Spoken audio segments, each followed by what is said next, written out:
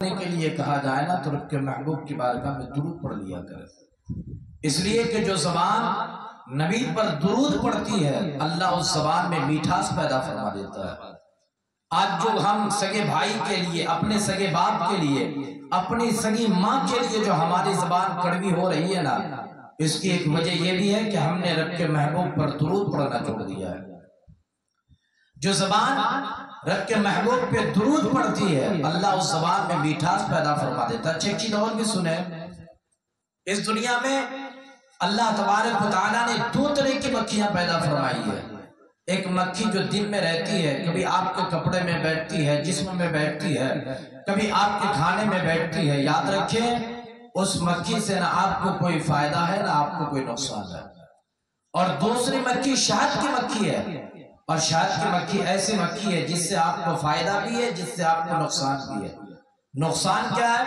اگر شہد کی مکھی آپ کو کاٹ لے، ڈنک مار لے، ڈس لے تو آپ کو تکلیف بھی ہوتی ہے، آپ کو درد بھی ہوتا ہے۔ اور فائدہ کیا ہے؟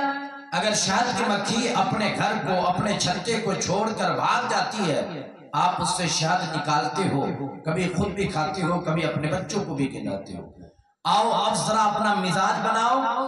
ایک مکھی دن والی مکھی ہے جس سے نہ کوئی فائدہ ہے نہ نقصان ہے، جب وہ مکھی مرتی اللہ اسے جہنم میں ڈال دیتا ہے۔ اور دوسری مکھی شہد کی مکھی ہے جس سے آپ کو فائدہ بھی ہے، آپ کو نقصان بھی ہے، لیکن جب وہ مکھی مرتی ہے نا اللہ اس مکھی کو جنت کا پروانہ عطا فرما دیتا ہے۔ کبھی آپ نے غور کیا، کبھی آپ نے سوچا کہ جس مکھی سے کوئی فائدہ نہیں، کوئی نقصان نہیں، وہ جہنم میں جا رہی ہے، اور جس مکھی سے فائدہ بھی ہے، نقصان بھی ہے، وہ جنت میں جا رہی ہے؟ یا رسول اللہ آخر ماجرا کیا ہے؟ رب کے محبوب فرماتے ہیں دن والی مکھی مجھ پر درود نہیں پڑتی ہے، اور جو شہد کی مکھی ہے نا وہ جب صبح اس کی آنکھ کھلتی ہے اللہ کی تسبیح بیان کرتی ہے، پھر وہ اپنے گھر سے جب رس چوسنے کے لیے پھل یا پھول کی نکلتی ہے تو مجھ محمد پر درود پڑتی ہے۔ پھر وہ درود پڑھتے ہوئے پھل یا پھول کے رس کو چوستی ہے، پھر جب اپنے گھر لوٹتی ہے مجھ محمد پر درود پڑھتی ہے۔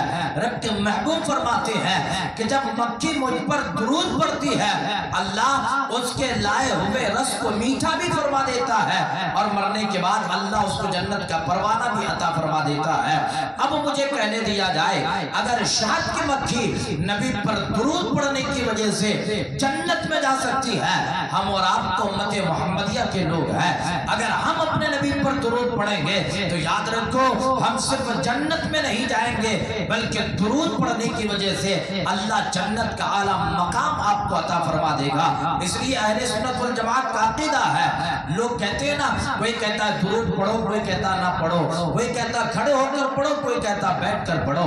ہم اہل سنت والجماعت والے ہیں، ہم کہتے ہیں موقع اگر بیٹھ کر پڑھنے کا ہو تو بیٹھ کر درود پڑھ لیا جائے، موقع کھڑے ہو کر پڑھنے کا ہو تو کھڑے ہو کر پڑھ لیا جائے۔ بلکہ ہمارے اسلاف تو یہ کہتے ہیں میں سو جاؤں یا مصطفیٰ کہتے کہتے، کھلے آنکھ صلی علی کہتے کہتے، اور ہر درد کی دوا ہے صلی علی محمد، تعویذ ہر بلا ہے صلی علی محمد۔ اس لیے مذہب اسلام کے مسلمانوں اور میری ماؤں بہنوں تم بھی سن لینا کہ جب بھی تمہاری زبان خالی ہونا تو اپنی زبان پر رب کے محبوب کے نام کی درود پڑھ لیا کرنا، اس لیے کہ جو زبان نبی پر درود پڑھتی ہے اللہ اس زبان کو میٹھاس بنا دیتا ہے۔ اس لیے اللہ والوں اور سنو، جس حسین پاک کے نام کی آپ نے محفل سجائی ہے نا، میں مبارکباد پیش کرتا ہوں ان سارے بھائیوں کو جنہوں نے آج کی اس محفل کو سجائی ہے۔